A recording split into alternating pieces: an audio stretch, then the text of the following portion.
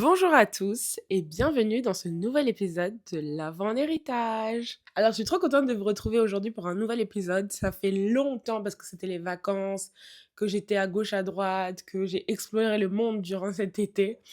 Donc voilà, j'espère que vous avez passé des bonnes vacances pour ceux qui sont partis parce que bien évidemment, ce n'est pas obligatoire de partir, ce n'est pas obligatoire de faire des choses exceptionnelles. On peut juste décider de prendre du temps pour soi, on peut juste décider de travailler, on peut juste décider de faire aussi des sacrifices parce qu'on a un objectif à atteindre, parce qu'on n'a pas les moyens, parce que ceci, parce que cela, bref. Toutes les hypothèses sont bonnes et il n'y a pas de vacances parfaites à avoir. Et je tenais juste à rappeler ça. Et voilà. Aujourd'hui, l'heure est grave parce qu'on va parler d'un sujet qui m'a beaucoup inspiré ces derniers temps, que j'ai personnellement vécu, que c'est quelque chose qui m'anime encore. Donc je me suis dit, quoi de mieux que de parler d'un sujet actuel qui peut vous concerner. Et je pense que ce sujet-là va concerner principalement les femmes qui s'approchent autour de la trentaine ou qui ont déjà 30 ans et un peu plus, ou même qui n'ont pas forcément 30 ans, même 40 ans et qui n'ont toujours pas atteint certains objectifs de vie. Mais en tout cas, cet épisode-là concerne la pression qu'il y a autour de nos existences à se conformer à certaines réalités de la société. Même si vous êtes des hommes et que vous avez envie de regarder cet épisode, vous pouvez aussi tout à fait parce que je pense qu'il y a plein de choses qui vont également vous servir et en fait c'est une réflexion universelle sur tout ce qui nous concerne tous, donc c'est... Voilà. Par où commencer? Alors j'avais fait une petite trame parce qu'en fait moi ce qu'il faut savoir c'est que j'ai tendance à beaucoup parler, à m'éparpiller, donc, avant chaque épisode, je fais une petite trame avec des trucs dont j'aimerais parler. Mais honnêtement, j'ai l'impression que ça me perturbe plus de faire une trame parce que du coup, je tiens à chaque fois à vérifier que j'ai bien abordé chaque point dont je dois parler. Et souvent, en fait, je préfère genre avoir, voilà, pas de filtre, juste ma tête, moi et mes idées et c'est parti. Alors, par où commencer? Bon, déjà, faut que je vous raconte, cet été, c'était super. J'étais, en Côte d'Ivoire. Là, je suis rentrée, il y a tout juste, 1 jour. Voilà, je suis rentrée hier. C'était super. J'ai l'habitude d'aller en Côte d'Ivoire parce que je suis donc de double nationalité franco-ivoirienne. Je vais en Côte d'Ivoire depuis que je suis petite, tous les étés, parfois plusieurs fois par an, pour voir ma famille, pour me ressourcer, voilà, pour faire plein de choses. C'est une habitude qui est ancrée dans ma vie depuis très longtemps et qui fait partie de moi, de mon identité, de voilà, ce qui me fait du bien aussi. Et voilà. Bon, aujourd'hui, il faut savoir que l'épisode, il n'y aura pas de montage à gauche, à droite. Voilà, je suis fatiguée, je vais juste parler et ceux que ça intéresse, vous allez m'écouter. C'est vraiment sans filtre cet épisode. Mais alors du coup, en Côte d'Ivoire, donc j'ai eu le temps de réfléchir à ma vie, à plein de choses, au projet que j'avais envie de mener, à la personne que j'avais envie d'être, à voilà, plein de choses qui me tiennent vraiment à cœur. Je sais plus, j'étais avec ma mère, on parlait de tout et de rien comme d'habitude. Et là, je me suis rendu compte que dans 2 ans, j'aurai 30 ans. Très souvent, je vois, non seulement sur les réseaux sociaux, mais aussi sur les personnes que je peux côtoyer, qu'il y a vraiment cette pression autour de la trentaine. Je sais qu'il y a une attente particulière autour de cette période charnière, entre guillemets, de la vie, qui est celle de la trentaine et 30 ans et plus. À partir de 30 ans, généralement, les gens disent qu'il y a un cap, un certain cap que les gens franchissent et que ça veut dire que voilà, tu es vraiment un adulte, qu'il y a vraiment des choses que tu dois concrétiser, il y a vraiment des choses que tu dois posséder, il y a vraiment des choses que tu dois accomplir pour, enfin, aux yeux de la société.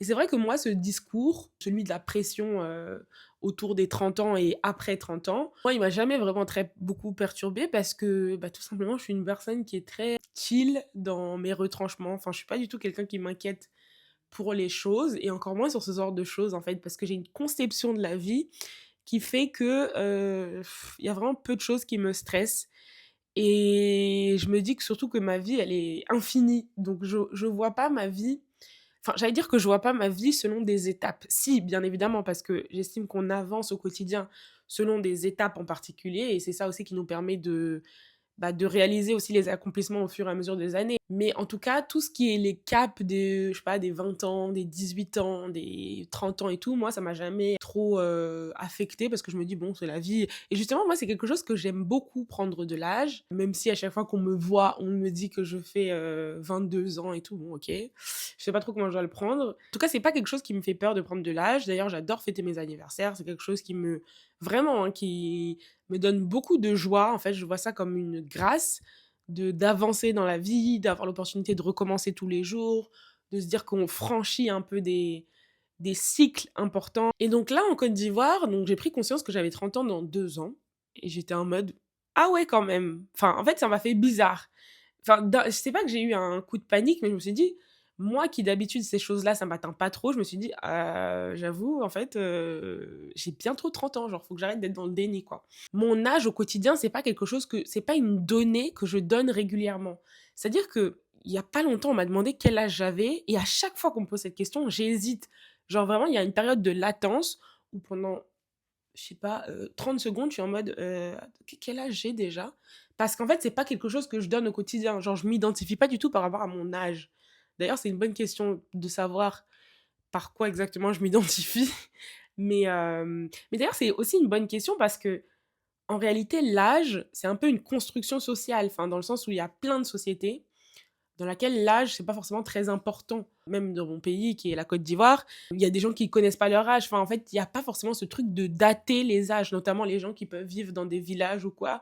C'est pas leur priorité de se demander tous les 4 matins quel âge ils ont, comment est-ce qu'ils ont avancé dans la vie. Enfin bref, c'est pas vraiment ça le truc le plus important et le plus déterminant dans leur existence. Ça n'empêche ils peuvent aussi avoir des objectifs à accomplir, mais c'est pas fait autour de l'âge en fait. Donc déjà ça c'est un premier élément de réflexion et on pourrait déjà se demander ensemble, est-ce que finalement l'âge c'est vraiment un truc important? Et si oui, pourquoi? Pourquoi ce serait important de se cataloguer comme ça et d'avoir des périodes où il faudrait accomplir des choses à tel âge quoi? Enfin voilà. Je vous laisse réfléchir avec cette première idée. Ensuite, ce que je voudrais dire, c'est que donc une fois que j'ai eu un peu ce déclic de me dire, «Waouh, j'ai bientôt 30 ans», j'ai eu plusieurs discussions avec, des membres de ma famille, des tantes, des trucs comme ça, où en fait, la question qui m'est posée très régulièrement, c'est de savoir parce que moi, dans ma vie actuellement, j'ai un peu coché toutes les cases qu'on pourrait atteindre d'une personne de mon âge, entre guillemets, sauf celle qui est relative au mariage. Et sachant que moi, je suis, d'une tradition qui valorise beaucoup le mariage, qui fait que bon bah c'est bien vu de quand même rapidement s'engager, voilà, d'avancer au niveau familial, de construire sa famille, d'être avec un partenaire, etc. La question qui me revient très souvent, et encore une fois, c'est sans pression explicite, genre, il y a personne qui me met un couteau sur la gorge pour me dire va te marier, va trouver quelqu'un ou quoi. Pas du tout. Au contraire, je suis dans un environnement très bienveillant. Enfin, voilà, je fais un peu ce que je veux. Je suis très épanouie dans la manière dont j'évolue et dans l'environnement dans lequel j'évolue. Simplement, il y a toujours ce type de questions qui sont de l'ordre de l'intime finalement et qui tournent autour de ah bah t'as toujours pas t'as rencontré personne, ah mais t'as toujours personne dans ta vie, mais comment ça se fait? Et en fait il y a vraiment ce truc à chaque fois je me retrouve confrontée à cette question parce que bah a priori je suis quelqu'un qui est assez belle, que les gens trouvent généralement assez intelligente, bien élevée, joviale, souriante et tout, donc il y a vraiment ce truc que les gens ne comprennent pas à chaque fois. Et d'ailleurs, c'est même pas que dans le cadre de la Côte d'Ivoire ou dans le cadre de ma famille ou quoi. C'est vraiment même, j'ai des collègues qui me disent ça, j'ai des gens de mon entourage, des gens de dehors, de trucs. Même la dernière fois, j'ai pris un taxi et on parlait de cette discussion et par curiosité, il me disait: «Ah, est-ce que tu as quelqu'un dans ta vie et tout?» Et quand j'ai répondu: «Non», voilà, même lui était choqué en me disant: «Ah bah, je comprends pas parce que voilà». Et en fait, je sais que vous allez dire: «Non, mais il disait ça pour te draguer et tout», mais non, c'était pas dans une optique de drague qu'il disait ça, c'est parce qu'on a vraiment eu un débat, une réflexion ensemble sur, des sujets de la vie qui tournent autour du mariage et cetera, et il disait: «Pour quelqu'un de ton âge et pour la façon dont tu réfléchis et pour tout ce que tu m'as dit jusqu'à présent, ça m'étonne que tu ne sois pas en couple» et cetera. Enfin bref. Donc tout ça pour dire qu'il y a toujours cette pression implicite, donc qui ne se dit pas vraiment mais qui est quand même présente, de se demander: «Mais en fait, c'est comment les amours?» Même que ce soit dans le cercle de mes copines, voilà. Il y a vraiment un truc de alors, on attend ce truc de, quand est-ce que tu te mets en couple? Avec qui? Mais pourquoi est-ce que tu es célibataire? Tu tout pour être en couple, t'as tout pour trouver quelqu'un de bien, et limite, en fait, il y a un peu une inversion des responsabilités où ça va bientôt devenir de ma faute, quoi. Il y a un peu ce truc où encore une fois, on me le dit pas expressément, mais c'est un peu, «Qu'est-ce que tu fais pour ne pas trouver?» quoi. Genre qu'est-ce que, pas c'est de ta faute, mais genre, quand même, bouge-toi un peu, quoi. On peut me faire comprendre, bouge-toi un peu. Moi, autour de toutes ces réflexions et de tous ces constats qui me sont venus, je me suis dit: «Non, faut absolument que je fasse un épisode de podcast dessus», parce que ce sont des sujets qui concernent tout le monde et encore ça va, moi je le prends un peu comme toujours et comme un peu tout dans ma vie avec beaucoup de distance, de légèreté et tout, même si, ça m'arrive d'y penser parfois. Mais je veux dire pour des gens qui sont beaucoup plus affectés par les remarques de leurs proches et franchement, encore une fois, ça ne concerne même pas que les femmes. Parce que la dernière fois, je discutais aussi avec un homme de cette problématique et je sais que lui aussi avait cette problématique, de sa famille qui lui met la pression par rapport au fait de trouver rapidement quelqu'un, de fonder une famille, de construire quelque chose de tangible, enfin voilà. Donc je sais que ça concerne tout le monde, c'est quelque chose qui peut concerner tout le monde. Donc je trouve ça hyper intéressant de faire un épisode de podcast pour qu'on en parle ensemble en fait, pour qu'on se dise les choses, pour qu'on dédramatise et pour qu'on déconstruise cette notion en fait du retard imaginaire que les gens nous font croire qu'on est en retard. Et encore une fois, cet épisode de podcast, c'est pas que dans les relations amoureuses, ça s'applique à tout. Ça s'applique au fait que si on vous dit ah mais pourquoi t'as pas encore d'enfant alors que t'es marié, pourquoi t'as pas encore acheté de biens alors que tu un travail, tu travailles depuis 5 ans, depuis 10 ans. Ah, mais pourquoi t'as pas encore d'économie alors que voilà, en fait, toutes ces injonctions-là qui sont propres à la société, c'est voilà, l'épisode va traiter de tout ça. Tous ces sujets-là qui sont des sujets très intimes et qui touchent à ce qu'on est au plus profond de nous et à des chemins de vie qui peuvent être totalement différents, des trajectoires de vie qui peuvent être totalement différentes. J'avais envie d'en parler en fait, parce qu'il faut en parler, parce qu'il faut rassurer, parce qu'il faut enfin, c'est important en fait, encore une fois, ce truc de témoigner des choses et même des choses, parfois un peu gênantes ou parfois un peu, qu'on aimerait bien cacher. En fait, le fait d'en parler, ça permet à d'autres personnes de se libérer aussi, de comprendre certaines choses, de se retrouver à travers certains témoignages. Donc voilà, moi, c'est dans cette démarche-là que je raconte ma vie comme ça et que j'ai créé le podcast de l'avant en héritage. Même si les gens autour de nous peuvent être bienveillants, ces petites questions-là au quotidien, ces petites remarques, ces petites injonctions un peu invisibles, et parfois même c'est même pas invisible, quand la pression, elle est pas forcément verbalisée, c'est quand même quelque chose qui crée de toute manière une pression, même qui est inconsciente, même si on nous le dit pas ouvertement, c'est quelque chose qu'on intériorise en fait. Un peu comme la logique du... c'est peut-être un peu fort ce que je dis, mais j'allais dire un peu comme la logique du harcèlement. Quand on te répète tous les jours quelque chose et que, bon, au début, tu peux te dire, bon, je suis forte, j'y prête pas attention, je m'en fous de ce que telle personne me dit, je m'en fous si on me dit que j'ai des yeux de telle manière ou quoi.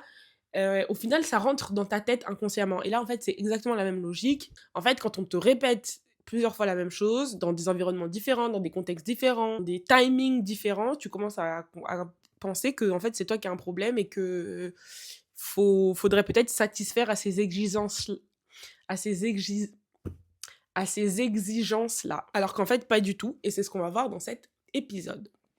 Alors déjà, moi, la question que je commencerai par me poser, c'est de demander, ok, c'est bien beau de dire qu'il y a des injonctions comme ça, mais ces injonctions, elles viennent d'où? Elles viennent de qui? C'est quoi le but derrière? C'est quoi le sens? Est-ce qu'il y a une vraie valeur ajoutée à à réaliser des choses avant un certain âge? Ça, c'est des questions, en fait, qu'il faut se poser. C'est des questions qu'il faut se poser et se demander, et surtout en retard par rapport à qui? Moi, j'estime que ma vie, elle m'appartient.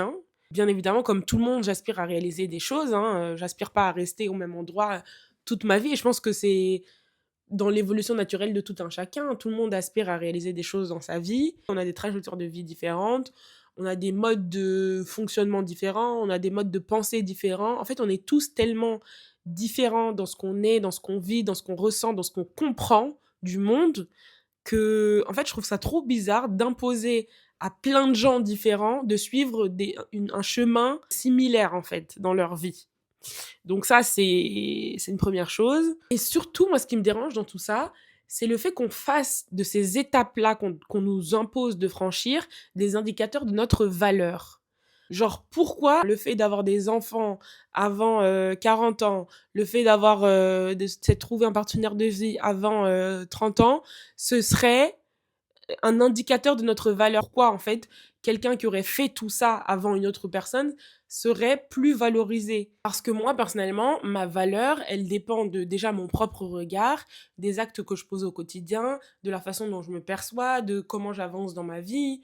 En fait, ma valeur, elle dépend avant tout de mon existence, parce que j'existe. Ça, c'est un truc que je répète à chaque fois, mais j'aime bien le dire.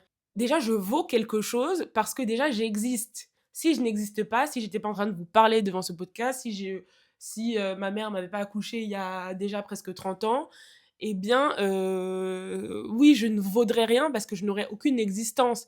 Mais là, étant donné que je suis un produit de la nature humaine, que bah, j'ai connu des expériences, que j'ai un vécu, que j'ai une âme, j'ai un cœur, j'ai des organes, et bah, rien que pour ça, en fait, j'ai de la valeur. Cette valeur-là, en fait, elle est intrinsèque à la personne, à ma personne humaine et à ma dignité, et à ce que je vaux, et à ce que j'ai construit, à ce que... Enfin voilà.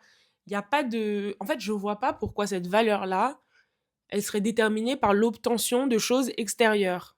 Genre vraiment, en fait, moi, ce que j'essaye de faire très souvent, c'est de me décentrer. Quand il y a des sujets comme ça un peu polémiques de société ou des trucs un peu qui peuvent m'affecter, j'essaye vraiment de me décentrer, c'est-à-dire de prendre un peu, de détricoter le problème et de me dire, bon, là, le problème, c'est quoi? C'est que t'as pas encore rencontré quelqu'un avant tes 30 ans. T'es pas encore marié, t'as pas encore construit ta famille, ok.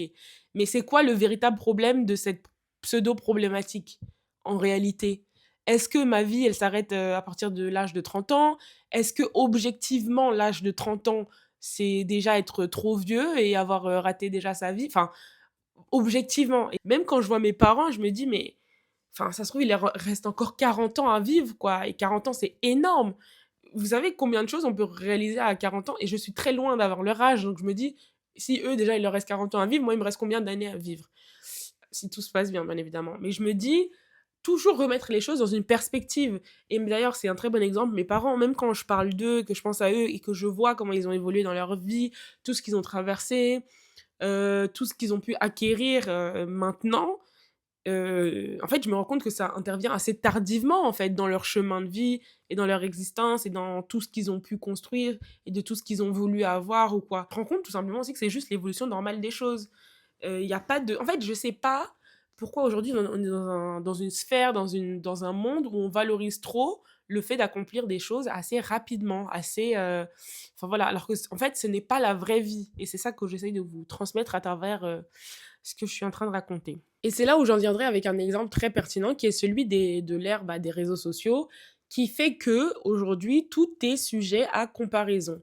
En fait, je pense que encore une fois, il y a une logique de parce que nous, en tant que jeunes, ou que même pas forcément jeunes, que vieux, ou bon bref, tous ceux qui regardent cette vidéo, en tant que personne, le fait de s'exposer à chaque fois à la vie des autres, à se comparer, à voir des choses qui ne correspondent pas à la vraie vie, en fait, on finit par intégrer des idées qui ne sont pas les bonnes et non seulement intégrer des idées, mais à intégrer aussi des modes de pensée, des schémas qui ne sont plus les bons.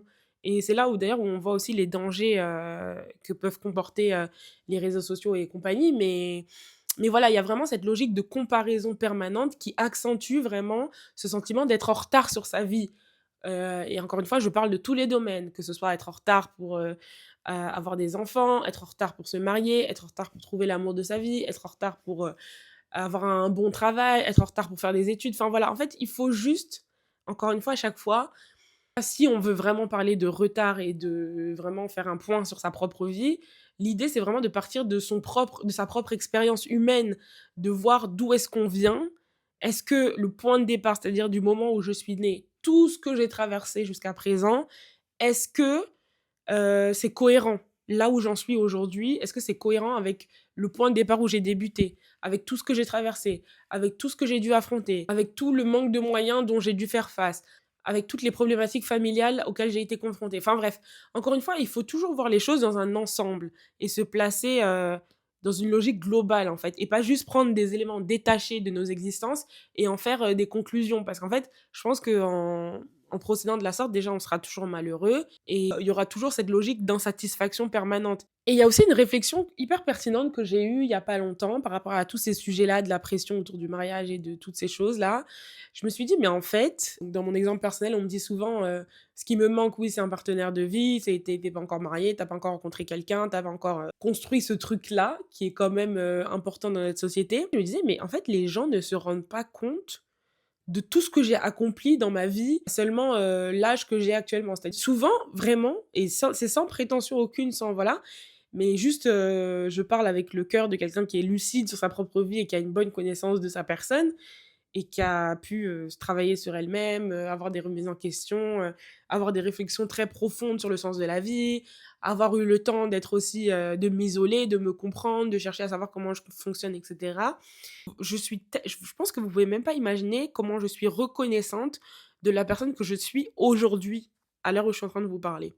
C'est-à-dire que tout ce que j'ai compris de ma propre existence, je me rattache beaucoup à ça et souvent je me dis: «Mais Dieu merci en fait de m'avoir ouvert les yeux sur tellement de choses, sur ma vie, sur mon fonctionnement, sur mon enfance, sur mes blessures, sur mes schémas toxiques que je pouvais avoir, sur ma manière de me comporter, sur la manière dont où je veux aller, sur les choses importantes qui comptent dans ma vie, sur les valeurs que je veux adopter. Je suis quelqu'un de super consciente sur tous ces sujets-là et de consciente même au-delà de tous ces sujets-là qui touchent à ma propre personne, de consciente aussi sur les sujets qui touchent les autres et le monde en fait. Parce qu'en fait, quand on réfléchit vraiment à ce truc de comparaison et de pression sociale autour de ces sujets-là un peu qui sont problématiques, c'est de se dire que les gens ont tendance à comparer des choses qui sont visibles, des choses qu'on voit.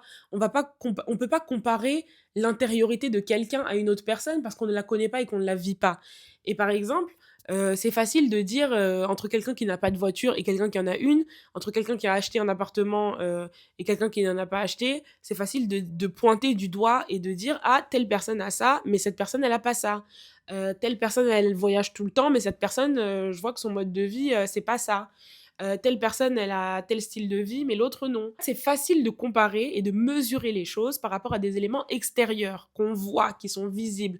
Sauf que, en fait, ce qu'on voit au quotidien et les éléments qui sont visibles à première vue, ce n'est pas forcément la réalité de la vie d'une personne. Par exemple, on peut voir que quelqu'un est marié depuis 5 ans, a construit sa famille et en apparence tout va bien, alors qu'en fait, la personne traverse des problématiques de couple hyper graves, a un mari hyper abusif, souffre et tout. Et d'ailleurs, ça me fait penser qu'il y a justement pendant mon voyage en Côte d'Ivoire, je parlais avec certaines de mes cousines qui me racontaient justement une histoire d'une amie d'amis qui vit un calvaire dans son mariage et qui est mariée depuis qu'elle a 23 ans et en fait qui n'ose pas divorcer parce qu'elle est dans une situation difficile en fait où elle se retrouve avec des enfants sur le dos, un foyer à maintenir, un mari abusif, euh, des problématiques aussi financières, d'argent, où en fait elle se retrouve coincée par rapport à certaines choses, qu'elle n'a pas une totale liberté d'action. Enfin bref, c'est des trucs en fait que les gens vivent réellement dans leur vie et dont on n'a pas conscience en fait. Et bien évidemment, ces gens-là vont pas venir vers nous et nous dire voilà, voilà tout ce que je vis dans ma vie, voilà le piège dans lequel je suis, voilà toutes les mauvaises choses auxquelles je suis confrontée au quotidien et que en fait j'ose rien dire parce que j'ai pas le choix et parce que je suis dans un engrenage. En fait, c'est des trucs que les gens ne vous diront jamais. C'est des combats intérieurs que les gens ont avec eux-mêmes, c'est des choses que les gens traversent très difficiles. Et en fait, ça, c'est quelque chose qui ne sera jamais visible parce que c'est ainsi que la vie est faite, parce qu'aujourd'hui, on valorise le fait de montrer que ce qui va bien. Là, j'ai parlé du mariage, mais ça peut être pareil. Une personne qui a des enfants, on peut se dire, ah, elle a trop de la chance, elle a déjà fait ses enfants et tout, mais on ne sait pas les difficultés qu'elle traverse au quotidien pour les élever. Peut-être que cette personne-là a du mal à s'en occuper, peut-être que cette personne-là ne se trouve pas à la hauteur, peut-être que cette personne-là, tous les jours, se bat avec elle-même pour ne pas abandonner ses enfants parce qu'en fait, elle se rend compte qu'elle n'est même pas capable de les éduquer au quotidien et que ça devient trop dur, ou peut-être même que cette personne est seule à les éduquer. En fait, tout ça pour vous dire qu'il y a tellement de scénarios possibles et c'est même pas des scénarios en fait, c'est vraiment des réalités que les gens vivent mais que les gens ne vous disent pas, qui sont aussi à considérer. C'est la même chose pour tout, pour les gens qui voyagent, pour les gens qui, en apparence, ont l'air d'avoir beaucoup d'argent, pour les gens qui semblent heureux. Vous savez pas ce que les gens traversent, vous savez pas ce que les gens, quand les gens se retrouvent entre quatre murs, ce qu'ils font, à quoi ils sont confrontés, qu'est-ce qui les ronge intérieurement. Vous savez pas si une personne, elle peut avoir énormément d'argent, afficher un train de vie hyper luxueux, en apparence sembler ne manquer de rien, mais en fait être profondément détruite intérieurement. Ça, c'est des choses que vous ne saurez jamais, en fait. Et c'est aussi la complexité de la réalité humaine dont il faut avoir conscience. En fait, les choses ne sont jamais lisses, les choses ne seront jamais polarisées, en fait. C'est soit d'un côté, soit de l'autre. Non, tout est toujours compliqué. Et une phrase aussi que j'aime bien dire et répéter, c'est que il y a toujours de la joie dans le malheur. En fait, il y a toujours une dualité de choses dans tout dans la vie, dans tous les domaines. il y a toujours une dualité. Le bien côtoie le mal, la joie côtoie la peine, le bonheur côtoie le malheur et ça en permanence. À chaque fois qu'on a un peu de bonheur, il y a toujours un peu de malheur à côté. À chaque fois qu'il y a un peu de joie, il y a toujours un peu de tristesse à côté. À chaque fois qu'il y a un peu de lumière, il y a toujours une part d'ombre à côté. Et tout ça, c'est tout à fait cohérent et ça va ensemble et c'est pas antinomique ou voilà. Mais c'est juste que c'est encore une fois, c'est la vie et ce sera toujours comme ça et que jusqu'à la fin de nos existences, ce sera ce à quoi on sera toujours confronté. Et d'ailleurs, ça me fait penser aussi, il y a pas longtemps, je regardais les vlogs d'août de Lena Situation, donc qui fait des vlogs d'août. Bon, si vous la connaissez pas, c'est une influenceuse française qui fait bref des vidéos d'elle et qui filme son quotidien pendant le mois d'août. Elle fait une vidéo à chaque jour au mois d'août et elle les publie le soir sur YouTube. Et en fait, la dernière fois, elle filmait son ami Marcus. Marcus, qui est son meilleur ami et qui a une sensibilité énorme, c'est-à-dire qui est très émotif. On le voit régulièrement à la caméra pleurer parce qu'il y a beaucoup de sujets qui le touchent, beaucoup de choses. Et puis ça se voit que c'est quelqu'un qui a traversé des choses difficiles, que ce soit dans son contexte familial. Enfin bref, il a jamais vraiment parlé de tout ça, mais enfin voilà. Et puis de toute façon, je le connais pas, mais on ressent que c'est quelqu'un qui a une certaine fragilité d'un côté, une certaine sensibilité qui est liée aux expériences qu'il a déjà vécues. Et donc, la dernière fois, je regardais les vlogs d'août, il y avait un épisode où Lena et Marcus parlaient de sujets de la vie quotidienne et où Marcus disait que ça n'allait pas trop, qu'il avait toujours des émotions un peu up and down, c'est-à-dire que parfois, il est dans une joie extrême, parfois, il est dans une tristesse profonde et il a envie de rien faire, il n'arrive même pas à se lever le matin, c'est très compliqué pour lui de vivre tout simplement comme ça. Et Léna, dedans, lui disait, bah tu sais, nous on est tes amis, on t'écoute, mais tu devrais peut-être aller consulter un professionnel si vraiment tu sens que cette difficulté-là dans ta vie te pèse, si vraiment tu sens que c'est quelque chose qui est régulier, qui est récurrent et qui t'empêche de pleinement vivre ta vie. Et en fait, je vous raconte ça parce que ça renvoie exactement à ce que je viens tout juste de vous dire sur le fait que, en fait, vous ne savez pas ce que les gens vivent. Ce Marcus-là, il y a pas longtemps, il a fait Danse avec les stars, qui était une émission à succès qui est passée sur TF1 où j'ai pas suivi la saison, mais j'ai vu que sur les réseaux sociaux, tout le monde parlait de lui, que c'était quelqu'un qui était sous le feu des projecteurs, qui passait sur TF1 tous les soirs. Enfin bref, il y avait quand même un certain engouement autour de sa personne et on pourrait se dire ah bah il a trop de la chance, il vit quand même des choses incroyables, il devrait être super heureux et que voilà. Mais en fait, encore une fois, le bonheur c'est pas un état qui est permanent. Encore une fois, dans la vie, il y a des rebondissements, il y a des choses qui sont pas simples à exprimer, il y a des choses dont parfois on met du temps à prendre conscience, il y a des choses qu'on vit intérieurement et on sait même pas trop ce qui se passe en nous. Et, euh, et un jour, ça surgit comme ça et ça nous gâche la vie. Tant qu'on l'a pas réglé, on se sent pas bien, on n'arrive à rien, on est en dépression, on est voilà. Et tout ça pour vous dire que, encore une fois, vous ne savez pas ce que les gens vivent intérieurement. Donc, quand on parle de comparaison, quand on parle de retard, ah ouais, mais toi, tu es en retard par rapport à telle personne, par rapport à tel objectif, par rapport à telle injonction de la société, vous ne savez pas réellement ce que ça signifie. Et ce que ça signifie sous le prisme de la vie d'une personne, en fait. Et donc, voilà, c'est de ça dont je voulais parler. Moi, par rapport à ce dont je vous ai parlé au début sur le fait que, bah, moi, mon injonction un peu du moment, c'est le fait de me mettre en couple, de construire une famille, de rencontrer un partenaire de vie et tout. Mais déjà, est-ce que les gens savent ce que je vis intérieurement? Je dis ça comme ça, hein, je ne vis rien de personnel intérieurement, c'est pas un appel à l'aide que je fais. Mais c'est juste, vous savez pas ce que. Enfin, les gens ne peuvent pas savoir. Les gens qui me posent ces questions, ou même que ce soit mes tantes, ma famille et tout, je sais que ça part d'une démarche bienveillante. Parce qu'elles veulent que je me trouve quelqu'un, parce qu'elles estiment que je suis une bonne personne, que je mérite le bonheur, l'amour et tout. Mais parfois, les discours un peu moralisateurs, ou les discours un peu ah ouais, tu devrais te dépêcher parce que là, franchement, t'es plus toute jeune, après, t'auras plus le choix, après. Faut pas être trop compliqué. Voilà. Moi, je pense que c'est un peu l'étiquette qu'on me colle, le fait d'être trop exigeant, trop compliqué. Ah oui, mais il faut prendre aussi ce que tu as sous la main. Voilà. Des petites remarques comme ça.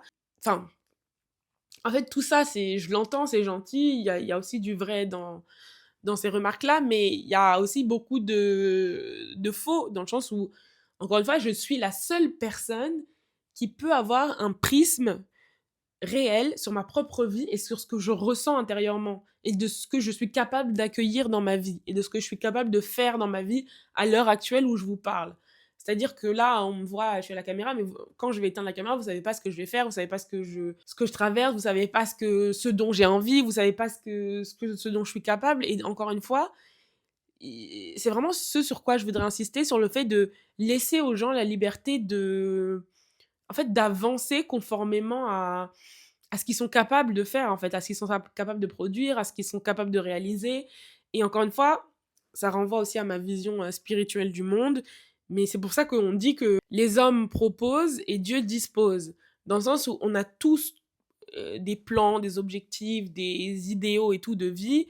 Mais à un moment, en fait, on est acteur de nos vies dans une certaine mesure. On ne contrôle pas tout ce qui arrive dans notre vie. Demain, je peux tomber malade. Demain, je sais pas, on sait pas ce qui peut se passer dans nos vies. Je peux être confrontée à un deuil qui va faire que je vais être paralysée dans ma vie pendant 5 ans et que je pourrais même pas sortir de chez moi parce que je serais tellement traumatisée que... Enfin, on sait pas, en fait. Tous les scénarios sont possibles et tout est envisageable. Et moi, j'aime bien me conforter dans l'idée que si des choses ne sont pas encore arrivées dans ma vie, c'est peut-être que ce n'est pas encore le bon moment. C'est peut-être que je ne suis pas encore prête pour recevoir ces choses-là. C'est peut-être que mon chemin de vie ne me destine pas encore à ça. Et ça, en fait, ce prisme-là de réflexion, c'est un truc que malheureusement beaucoup de personnes écartent dans leur réflexion quand ils parlent de tous ces sujets-là un peu touchy par rapport aux injonctions de la société. Donc voilà, laissez les gens avancer conformément à leur chemin de vie, à ce que Dieu leur destine aussi, et puis voilà. Soyez serein tout simplement sur le fait que vous obtiendrez tout ce que vous êtes censé obtenir dans la vie. Ça, y a pas de détour possible. Mais encore une fois, ça relève de mes croyances personnelles, et c'est peut-être pour ça même que je suis aussi détendue. Et bien évidemment qu'il y a des actions à faire, hein, je veux dire, par exemple, si mon objectif c'est de rencontrer quelqu'un, et bien évidemment que c'est pas en restant cloîtrée chez moi et en ne sortant jamais ou en ne m'ouvrant pas aux gens que je vais avoir ces opportunités-là. Il y a aussi effectivement des démarches personnelles à faire, mais il y a aussi un recul à avoir sur le fait qu'on ne contrôle pas tout et que parfois il faut aussi laisser le destin faire les choses tout en ayant une démarche active, mais en se disant voilà, ça arrivera quand ça arrivera, je sais ce que je fais, je sais ce que je vaux, voilà, je suis pas pressée, voilà, c'est la vie. C'est vrai que quand j'ai entendu donc toutes ces injonctions là par rapport à l'âge, par rapport au fait que j'ai encore personne dans ma vie et tout, j'aurais pu me dire ah ouais, j'avoue c'est la catastrophe, ou oh là là, faut vite que je trouve, oh là là, j'avoue faut que je m'active. Enfin, en fait, j'aurais pu commencer à rentrer dans des considérations où finalement je n'aurais même plus eu le contrôle de ce que je fais sur ma propre vie. Et ça, c'est quand même assez grave parce que ma vie, encore une fois, c'est moi qui la vis. Donc si j'ai plus le contrôle sur ce que je fais au quotidien, ça commence à devenir assez problématique. En fait, j'essaye d'attirer votre attention sur le fait de ne pas vous laisser embrigader parce que les autres projettent sur vous. Et encore une fois, je peux le comprendre, par exemple, que mes tantes puissent être inquiètes pour moi, que des gens qui m'aiment ou des gens qui me trouvent formidable puissent se dire mais comment ça se fait qu'elle est personne et tout, c'est bizarre, machin. Ça, je comprends. Mais il y a aussi un truc où il faut aussi laisser le libre choix aux gens, d'être conscients de ce qu'ils sont et de les laisser avancer conformément à leur propre cheminement, quoi. Voilà. Et donc j'aurais pu être dans une démarche où me mettre dans un état un peu second en me disant oh là là, et de commencer à avoir des angoisses et tout. Et parfois j'y pense, mais souvent, je reviens à l'essentiel et je fais un peu un bilan de ma vie actuelle et je me dis: «Mais en fait, là, par exemple, à l'heure actuelle où je vous parle, je viens de revenir de vacances, j'étais en Côte d'Ivoire, entourée de ma famille, de gens que j'aime, j'ai vu ma grand-mère que j'avais pas vue depuis, très longtemps. J'ai passé des moments exceptionnels avec elle». Ma grand-mère qui, je le rappelle, est âgée de 96 ans. C'est peut-être la dernière fois de ma vie que je l'aurais vue et ça, c'est quelque chose que Dieu, l'univers, tout ce que vous voulez, l'alignement des planètes m'a accordé, le fait de passer du temps avec elle, alors que j'ai pas beaucoup passé de temps avec elle dans ma vie. En fait, tout ça, c'est des choses qui nourrissent l'esprit, qui nourrissent l'âme, qui apportent plein de choses et même des choses qu'on ne voit pas forcément, encore une fois, mais qui sont essentielles. Avant la Côte d'Ivoire, j'étais, aux États-Unis, pendant la coupe du monde, j'ai passé, un moment extraordinaire avec, ma meilleure amie, qui est comme ma sœur, avec sa famille aussi. Ça m'a fait énormément de bien, ça m'a ouvert les yeux sur certaines choses. J'ai découvert une autre culture, on est parti à Atlanta, on a visité le musée de Martin Luther King, j'ai appris des choses sur l'histoire des Noirs, enfin bref, tout ça pour dire que En fait, il faut pas regarder. Encore une fois, il faut toujours regarder la vie sous un prisme de ce qu'on a, en fait. Et encore une fois, là, ça paraît un peu extraordinaire tout ce que j'ai fait, et voilà, j'en suis très reconnaissante. Mais c'est pas ça l'essentiel de mon propos, en fait. Même si vous êtes resté tout l'été chez vous à regarder la télé, déjà, c'est une chance. Même ça, c'est une chance de se dire, ah ouais, déjà, c'est super, j'ai l'électricité, je peux regarder la télé, je peux me divertir, j'ai la chance d'avoir un toit sur la tête, de pouvoir manger, de pouvoir. En fait, encore une fois, toujours replacer son existence par rapport à ce qui est vraiment essentiel et par rapport à ce qui compte vraiment. Entre ce que les gens projettent sur vous et les injonctions de la société et ce sur quoi vous pensez être en retard et ce que vous êtes vraiment et ce que votre vie est vraiment. Après, bien évidemment, il peut y avoir des cas aussi où vous êtes vraiment pas satisfait de votre vie et qu'il y a vraiment un rééquilibrage à faire. Et ça, encore une fois, enfin, il y a pas besoin d'être dur avec soi-même. S'il y a un rééquilibrage à faire, le rééquilibrage, il se fait et puis on avance, quoi. Je veux dire, tout est toujours possible, en fait, dans la vie. Il y a pas de limite, il y a pas de date limite, il y a pas de péremption. Enfin, on vit pas notre vie comme, comme un yaourt Yoplait qui aurait une date d'expiration et voilà, enfin, je veux dire, en fait, il faut vraiment souffler, se recentrer par rapport à ça et se dire que on a le temps. La vie est longue. Bon, on dit souvent, j'avoue, on dit pas souvent que la vie est longue. On dit que la vie est courte, c'est vrai. Mais la vie, elle est aussi longue d'une certaine manière. Et voilà, il faut être serein dans nos existences, dans ce qu'on est, dans ce qu'on devient, dans le chemin qu'on prend, dans la manière dont on avance, dans la manière dont on comprend les événements, dans la manière dont on lit la vie, et être content déjà du parcours accompli. Et ça, c'est très important. Je pense d'ailleurs que c'est même primordial de savoir comprendre et être reconnaissante de ce qu'on a déjà pour obtenir plus. Par exemple, si demain mon souhait, c'est d'avoir un partenaire de vie, de trouver quelqu'un qui me correspond, quelqu'un avec qui je serais heureuse, etc., eh bien, je pense d'abord que c'est essentiel de me satisfaire de ma propre présence avant de vouloir ajouter la présence de quelqu'un d'autre dans ma vie. Enfin voilà, tout est une question d'équilibre, tout est une question de compréhension, tout est une question de lecture des choses et de prisme en fait.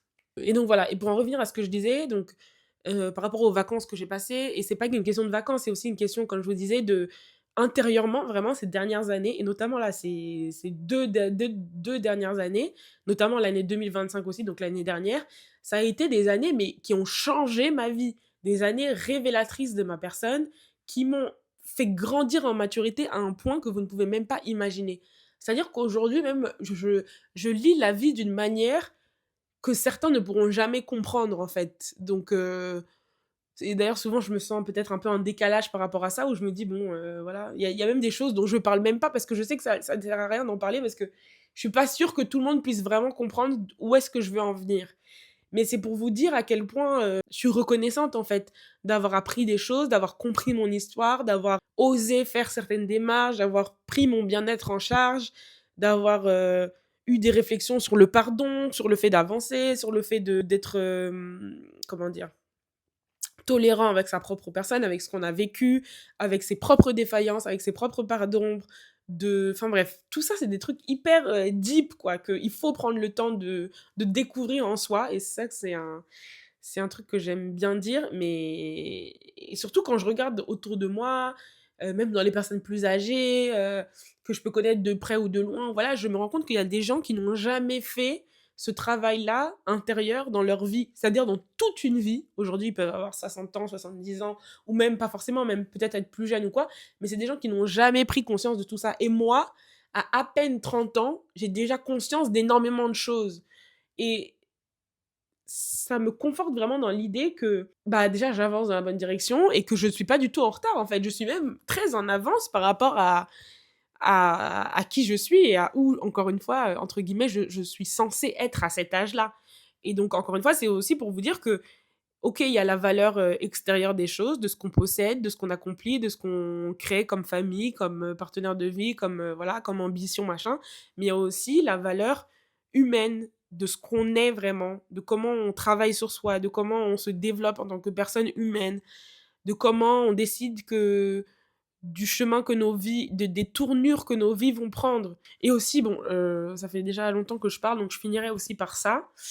C'est que finalement, cette quête aux hommes, cette quête à la fin du célibat et tout ça. Enfin, notamment en Afrique, je sais que c'est des trucs qui sont très ancrés dans la tête des gens parce que c'est des sociétés, enfin bon, pas partout en Afrique, mais en tout cas, moi, en Côte d'Ivoire, c'est une société assez patriarcale où il y a vraiment ce truc, cette injonction au mariage, au fait d'une femme, elle doit fonder une famille, voilà. Et de toute façon, c'est mon souhait, hein, c'est pas, je dis pas que je veux pas, bien au contraire, mais moi, j'aimerais juste replacer les choses un peu dans leur contexte et vous dire que en tant que personne justement qui a connaissance de sa valeur, qui a connaissance de ce qu'elle a vécu, qui a connaissance de mon moi profond, de la personne humaine que je suis et de la valeur que j'ai, mais jamais de la vie j'irai me mettre dans les bras du premier venu. Juste sous un prétexte de me dire ah bah j'ai trop envie de me marier, j'ai trop envie de cocher une case sur ma liste, j'ai trop envie de franchir une nouvelle étape dans ma vie, et bah je fais des choix qui sont pas cohérents avec ce que je suis vraiment. Mais ça, il est hors de question parce qu'en fait, moi, je n'ai pas envie d'avoir une vie qui est guidée par la peur. Et ça, c'est une expression aussi que j'utilise très souvent, mais qui est en réalité très réelle. Ça n'a jamais été mon mindset de me dire que je vais faire des trucs dans ma propre vie parce que les gens me l'imposent ou parce que les gens ont peur pour moi ou projettent des choses pour moi-même, en fait. C'est-à-dire qu'aujourd'hui, je suis à un stade où j'ai assez confiance en mes capacités, en mes valeurs, en ce que l'avenir me réserve pour me dire que, bah, en fait, il y a pas de problème. Encore une fois, tout ce que je veux avoir dans cette vie, je suis persuadée que je l'aurai. Et si je l'ai pas, c'est pas grave, il y a plus grave dans la vie. Et puis, et voilà quoi, je vais bien m'en sortir, faire confiance au plan que Dieu a tracé pour nous, être serein dans nos baskets, se dire que voilà, ça ira et que de toute façon, jusqu'à présent, ça a toujours été, hein. Si je suis aujourd'hui en train de faire des vidéos, en train de vous parler confortablement assise depuis mon canapé, c'est que ça va. Donc voilà, en fait, faire confiance au processus et au fait que, et au chemin de vie dans lequel on s'inscrit. Et je sais que le chemin de vie dans lequel chacun de nous s'inscrit n'est pas le même pour tout le monde. Ça prend du temps enfin, pour certaines personnes. Il y a des choses plus difficiles qui arrivent à certaines personnes. Il y a des choses plus complexes qui traversent les vies de d'autres personnes. Mais la vie de chacun a été dessinée à l'image de la personne. Donc, dans tous les cas, ce qui nous arrive, c'est des choses qui sont faites pour nous arriver et dont on a les épaules pour les surmonter. Et voilà, en tout cas, moi, c'est ma philosophie et c'est comme ça que je vois la vie. Peut-être que c'est pas de cette manière-là que vous la voyez, mais bon, en tout cas, ça m'a beaucoup aidé de voir la vie comme ça depuis que je suis née, donc je vais continuer. Jamais, ne jamais, ne jamais, ne jamais être guidé par la peur. Moi, c'est vraiment ma phobie d'être guidée par la peur un jour dans ma vie. Et j'espère ne pas l'être, hein. Je dis pas que je ne le serai jamais, mais j'espère en tout cas ne pas tomber dans ça. Et toujours avoir confiance. Toujours avoir confiance parce que c'est la clé en fait. Faire des choix parce que les choix que je pose au quotidien sont vraiment ancrés dans qui je suis, dans ce que je veux, dans ce que je reflète. Enfin voilà. Encore une fois, sur cette question des hommes et de la quête d'être en couple et tout ça, enfin, en fait, là, je vais faire la même phrase que Emmanuel Macron quand il a dit le travail, on peut trouver du travail à tous les coins de rue, hein. Là, c'est exactement la même chose, mais pour les hommes. Honnêtement, les hommes, on peut en trouver aussi à tous les coins de rue. Voilà, il suffit de traverser la rue et de trouver des hommes. Honnêtement, voilà, c'est pas ce qui me manque. Et si j'avais vraiment la volonté de me mettre en couple, je pourrais être en couple même dès demain. Ce n'est pas les propositions qui manquent, ce n'est pas les hommes qui manquent, ce n'est pas les... Voilà, ce n'est pas tout ça qui manque. Mais c'est juste qu'il y a un moment, quand tu décides d'ancrer tes choix dans quelque chose de viable, c'est-à-dire quelque chose qui tient sur le long terme, et que tu as une vision pour ta vie, une certaine ambition, que tu sais d'où tu viens, qu'encore une fois, tu te connais profondément, que tu sais que tu fais pas des choix par dépit et tout, bah tout simplement souvent tu acceptes que ça prenne plus de temps. Et c'est ok, c'est totalement ok. Et moi en tout cas, aujourd'hui je suis très en accord avec ça. Et même si ça prend encore 10 ans, j'attendrai 10 ans et c'est tout à fait valable. Il y a vraiment cette idée en tout cas de mettre de l'intention dans ce qu'on fait au quotidien et dans ce qu'on veut obtenir. Donc voilà, c'est sur ces mots-là que je finirai par conclure. Je crois que j'ai tout dit. Je vais quand même regarder la liste de choses que je m'étais dites, dont j'allais parler. De toute façon, j'ai déjà assez trop parlé, donc même si j'avais pas tout dit, il serait temps de conclure. Ah voilà, il y a un truc que j'ai pas dit et que j'avais prévu de dire. On imagine aussi toujours le pire. Je pense que c'est un mauvais trait de caractère de l'être humain. Justement, ce qui nous pousse à être guidés par la peur, c'est le fait d'avoir peur du manque, en fait, de se dire Si j'agis pas là, maintenant, tout de suite, de telle manière, je vais passer à côté de ma vie. Je vais passer à côté de tel, homme. Je vais passer à côté du mariage. Je vais passer à côté de mes enfants. Je vais passer à côté de l'argent. Je vais enfin bref, ça peut être tout et n'importe quoi et en fait, ce qu'il faut avoir en tête, et je finirai par sur cette idée-là, c'est de se dire que dans la vie, en fait, tout peut basculer du jour au lendemain, mais tout peut basculer de manière positive. C'est-à-dire que parfois, tu rames, tu galères pendant des années et des années, tu es dans des difficultés, tu comprends pas pourquoi est-ce que ta vie n'avance pas, pourquoi est-ce que ta vie est toujours au même niveau, pourquoi est-ce que voilà, tu rencontres les mêmes problématiques. Puis un jour, boum, tout éclate, tu obtiens tout ce que tu as toujours voulu avoir. Toi-même, tu comprends pas ce qui se passe, mais c'est juste le résultat d'un enchaînement de choses. Sur ma petite feuille, j'avais pris l'exemple de Rihanna, parce que c'est quelqu'un que j'aime beaucoup, et de Cindy Bruna aussi. Je sais pas si vous la connaissez, mais c'est une mannequin française qui est exposée sur les réseaux sociaux et que vraiment j'aime beaucoup parce qu'elle a elle expose beaucoup sa foi, la manière dont elle conçoit la vie et tout. Et moi, c'est des valeurs où je me retrouve beaucoup, donc j'aime bien la suivre.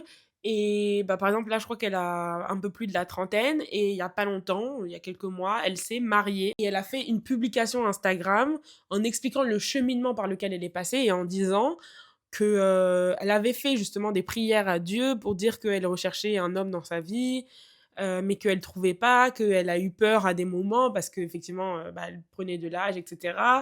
Et puis sûrement aussi un peu peut-être à cause de la pression sociale, hein, ça c'est évident. Surtout quand on est une belle fille, en fait, il y a vraiment un truc de se dire mais pourquoi t'es seule en fait quand t'es belle, enfin, alors que les deux sont pas forcément liés, au contraire même d'ailleurs. Et donc bref, donc Cindy Bruna, voilà, elle a fait cette publication, enfin bref, vous pouvez aller voir sur son compte Instagram, mais elle a fait des publications pour expliquer donc le cheminement par lequel elle est passée, tout ce qu'elle a traversé, la confiance qu'elle a portée à Dieu et les résultats en fait, qui sont que en fait Dieu lui a donné le mari de ses rêves, genre vraiment de ses rêves, quelqu'un d'à son image. Et il faut savoir que Cindy Bruna, elle est mannequin, elle fait genre je sais pas combien elle mesure, mais elle est super grande. Et voilà, elle a rencontré quelqu'un qui était encore plus grand qu'elle. Donc déjà, pour trouver des gens, je ne sais pas c'est quoi la tranche de la population enfin, qui fait quelle taille dans le monde entier, mais je sais que c'est pas non plus courant d'avoir quelqu'un qui fait 2 mètres tous les jours. Donc c'est pour vous dire qu'en fait les choses seront toujours parfaites pour votre propre vie. Et donc voilà, cette idée de faire confiance au temps, aux choses, aux situations, aux personnes, de ne pas se précipiter, de faire les choses avec intention, de réfléchir à ses choix. Surtout que, bon, plus on grandit, plus généralement les choix qu'on fait ont des conséquences sur nos vies. Donc voilà, le choix d'attendre, le choix de se préserver, le choix de... Quand je dis se préserver, ça peut être se préserver des choses inutiles, en fait, des distractions, des, des conversations inutiles, des rendez-vous inutiles, des personnes inutiles. Tout ça, c'est une manière, en fait, de préserver son énergie et de le mettre sur autre chose et d'attirer aussi des choses en retour. Enfin bref.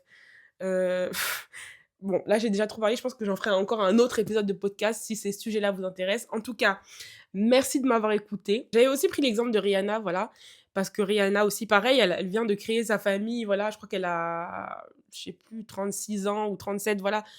Alors que pourtant Rihanna, c'est l'icône absolue que tout le monde suit et que tout le monde admire. Mais voilà, c'est pas quelqu'un qui a fait sa vie à 20 ans. Voilà, elle a enduré des choses, elle a connu des abus avec sa relation avec Chris Brown et sûrement avec d'autres relations aussi, parce que j'imagine qu'elle a pas eu que Chris Brown dans sa vie. Et puis voilà, c'est quelqu'un, et d'ailleurs, toutes les interviews de Rihanna ont toujours été pareilles. C'est-à-dire que moi, c'est quelqu'un que j'admire énormément, cette fille, parce que elle a toujours été ferme dans ses positions. Et en tout cas, sur toutes ces questions-là relatives au célibat, au fait de trouver un homme, etc., c'est quelqu'un qui a toujours eu le même discours, qui est celui que elle ne bradera jamais sa valeur et qu'elle... Enfin, en fait, elle fondera sa famille et qu'elle construira sa famille le jour où elle aura trouvé la personne qui lui correspond. Et c'est ce qui est arrivé quelques années plus tard avec celui qu'on connaît actuellement et qui est l'homme de sa vie, avec qui bah, elle enchaîne les enfants. Voilà, elle a eu 3 enfants récemment à la suite. Et voilà, en fait, elle s'approche de la quarantaine et c'est ok. Enfin, voilà, c'est pas trop tard. Elle a encore, je sais pas moi, plein d'années, plein de belles années devant elle et c'est trop cool, en fait. Et c'est la vie. Enfin bref, voilà. En tout cas, continuez à rêver grand, continuez à ne pas vous limiter par les remarques des gens, continuez à croire en vous-même, à votre personne, en vos aspirations, voilà, mais soyez aussi réaliste, ayez conscience de vos propres, défauts, de vos propres, réalités, de vos propres défaillances et voilà. En tout cas, j'espère que cet épisode vous aura touché, vous aura, plu et puis je vous dis à très bientôt pour un nouvel épisode de La Voix en héritage.